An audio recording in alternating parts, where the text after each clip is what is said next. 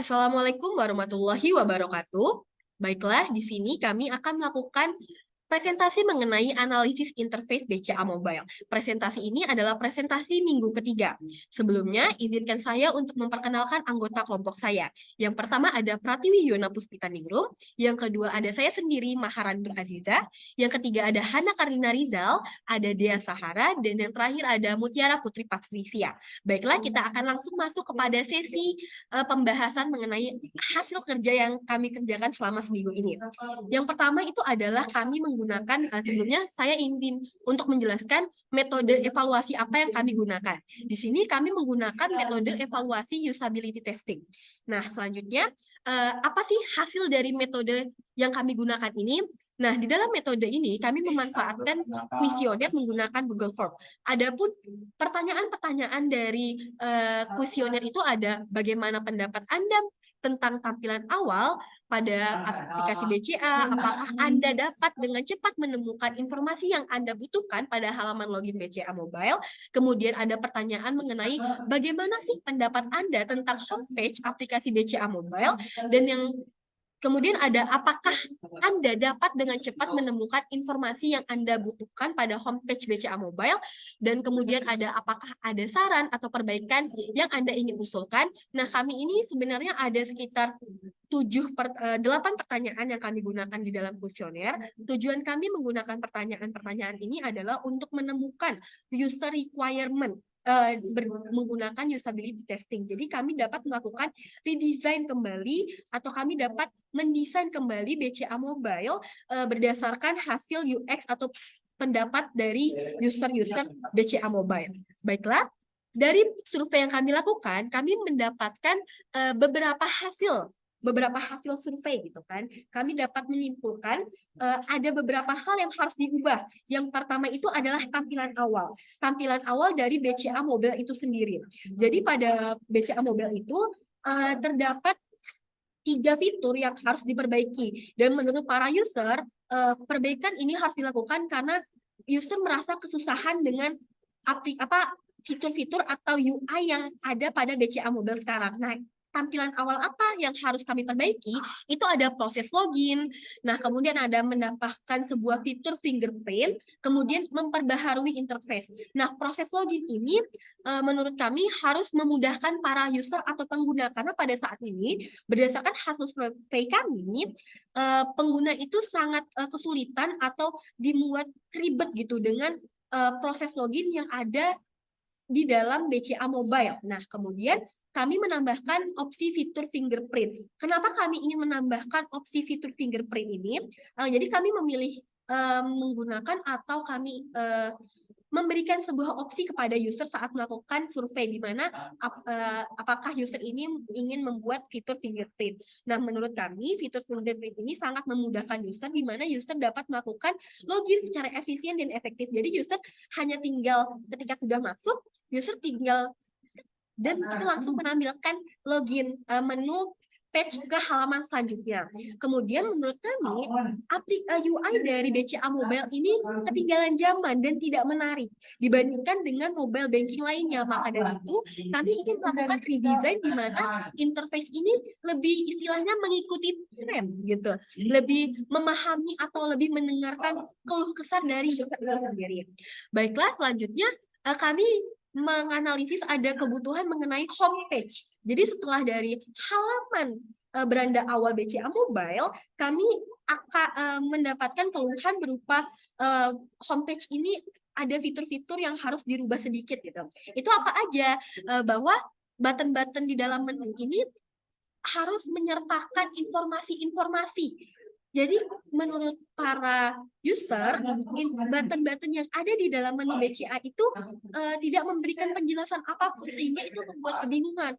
Maka dari itu kami ingin memastikan bahwa button-button menu memudahkan pengguna untuk informasi yang dibutuhkan pengguna. Kemudian kami ingin melakukan penyesuaian dengan trend interface agar lebih menarik bagi user. Nah, ini sudah saya bahas tadi pada beranda awal. Kemudian kalau bertanya apa sih bedanya homepage dengan beranda awal? Nah, maksud dari beranda awal itu itu adalah beranda dari BCA Mobile itu sendiri. Sedangkan homepage itu kita sudah masuk ke dalam MBCA. Nah, itu adalah perbedaannya.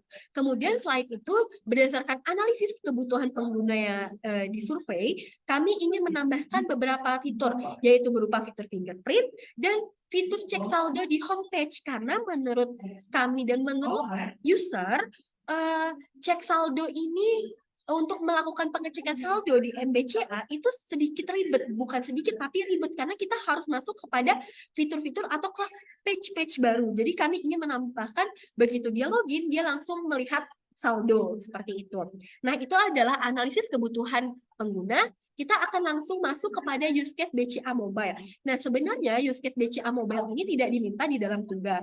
Cuman menurut kami ketika kita ingin membuat sebuah activity diagram, kita itu harus berpatokan berdasarkan use case. Nah, use case di sini ada membuka BCA Mobile, kemudian membuka MBCA, terus melakukan login dengan autentikasi fingerprint, kemudian ada extend-nya, melakukan login dengan memasukkan kode akses dan melihat di homepage. Nah, user akan akan membuka BCA yang pertama. Ketika user sudah membuka BCA, maka BCA Mobile, maka user baru bisa membuka MBCA. Jika user tidak membuka BCA Mobile, maka user tidak bisa membuka MBCA. Selanjutnya, ketika user sudah berada di dalam halaman MBCA, user baru bisa melakukan proses login, di mana login ini ada dua opsi istilahnya. Ada menggunakan fingerprint dan menggunakan kode akses. Nah, kode akses ini kenapa extend? Karena kode akses ini jika fingerprint tidak berhasil dilakukan, maka sistem akan mengalihkan ke dalam kode akses. Nah, untuk selanjutnya itu adalah setelah kita melakukan proses login, kita baru bisa nih mengecek saldo di dalam homepage begitu. Nah, selanjutnya saya akan menjelaskan mengenai activity diagram di BCA Mobile. Nah, di dalam BCA Mobile ini, dalam activity diagram ini kami mengikuti use case, di mana di sini ada dua aktor yang terlibat di dalam use case, ada nasabah dan sistem.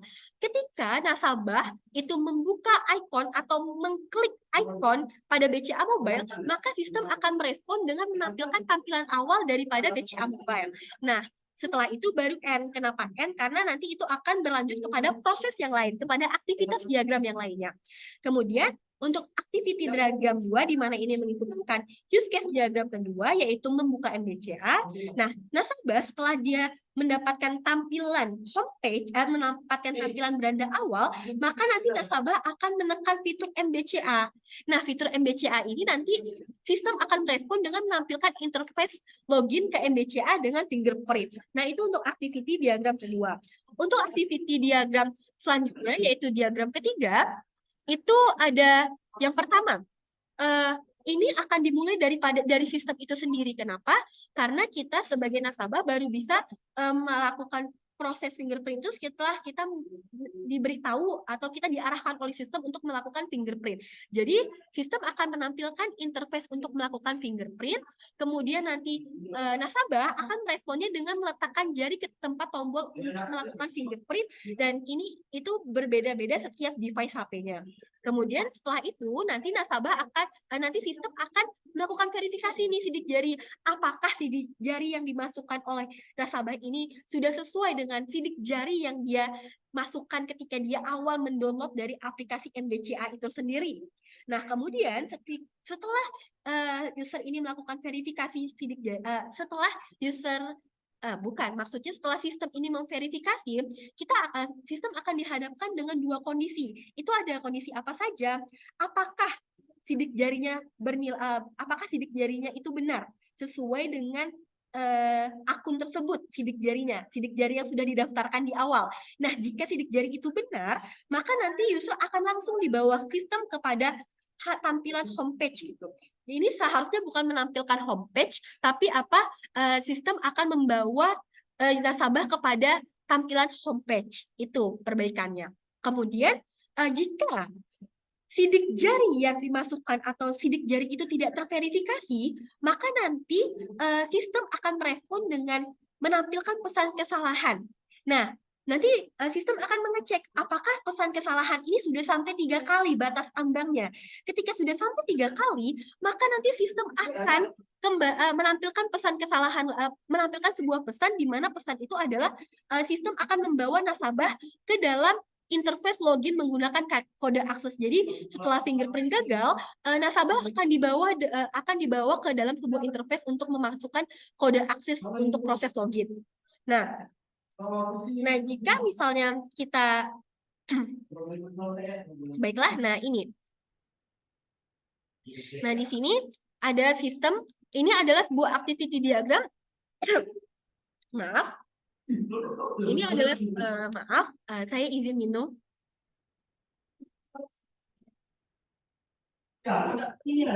Baiklah, di sini ini adalah activity diagram untuk keadaan di mana user atau nasabah itu melakukan login dengan menggunakan kode akses. Nah, ketika kita atau nasabah menggunakan kode akses sebagai proses login, maka nanti sistem akan menampilkan sebuah interface untuk melakukan proses login. Kemudian nanti kita sebagai user atau nasabah itu akan memasukkan kode akses. Nah, sistemnya itu akan sama dengan sistem pada fingerprint. Nah, dia akan mengulang sampai 3 kali, sistem akan membaca sampai ke 3 kali. Ketika sistem sudah membaca, oh ternyata si nasabah ini sudah melakukannya 3 kali loh, nanti maka otomatis akun daripada user itu akan langsung terblokir di dalam sistem. Maka dari itu, kita sebagai nasabah juga harus berhati-hati ya. Nah, kemudian ini adalah case di mana dia nggak keblokir, istilahnya berhasil lah. Nah, ini adalah case di mana kita user itu bisa melihat saldo di homepage. User itu sudah atau nasabah berhasil melakukan proses login. Yang pertama itu adalah dimulai dari sistem aktivitasnya. Jadi sistem akan melakukan menampilkan homepage, di mana homepage itu akan berisi fitur-fitur lain dan ada fitur cek saldo. Itu adalah tujuan utama kita atau adalah fokus kita. Nah, pada fitur cek saldo itu ada ikon mata. Jadi nasabah ini perlu menekan ikon mata tersebut untuk bisa melihat berapa saldo dari nasabah itu sendiri. Kenapa kami menggunakan ikon mata? Menurut kami user atau nasabah juga harus memiliki privasi ketika dia di dalam sebuah homepage itu sendiri, karena kan kadang nasabah itu mengakses m-banking itu kan di tempat umum, kadang kayak iya aku nggak mau loh saldo aku kelihatan, makanya kayak kami menambahkan fitur ini gitu sebagai salah satu bentuk privasi atau keamanan dari nasabah itu sendiri. Baiklah, selanjutnya saya akan menjelaskan mengenai flowchart BCA Mobile. Sebenarnya flowchart ini digunakan untuk menampilkan workflow. Nah, workflow itu tuh bisa ditampilkan dengan beberapa cara. Salah satunya dengan flowchart. Jadi bisa dilihat di sini. Yang pertama, kita akan start di mana nanti akan ditampilkan sebuah tampilan awal BCA Mobile. Ketika sudah ditampilkan, nanti user akan melakukan pemilihan menu pada MBCA. Nah, jadi kan sudah ditampilkan awal, terus nanti user akan melakukan pemilihan kepada MBCA, terus selanjutnya nih, ini adalah proses login. Jadi ketika fingerprint yang dimasukkan atau diverifikasi itu benar, maka nanti dia langsung menampilkan homepage di MBCA. Namun, ketika dia gagal, dia akan kembali mengulang untuk menginput fingerprint hingga prosesnya 3 kali. Ketika prosesnya sudah 3 kali, nanti dia akan mengarahkan kepada kode akses untuk menekan kode akses.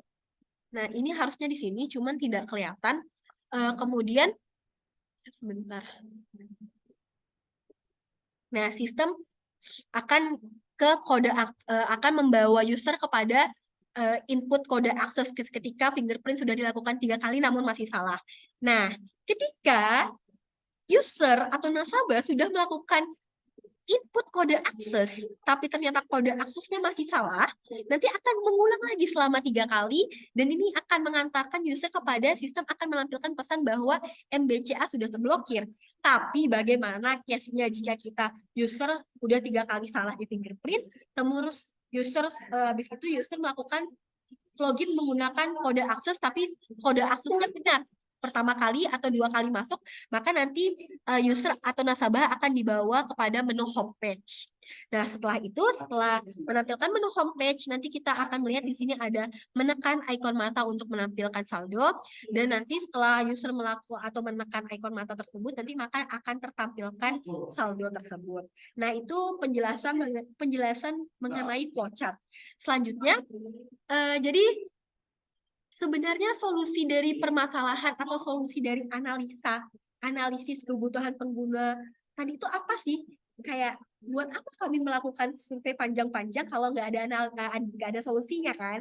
Nah, ini adalah solusi kami berdasarkan permasalahan-permasalahan yang ada di dalam mobile BCA atau BCA Mobile. Yang pertama itu adalah memudahkan proses login.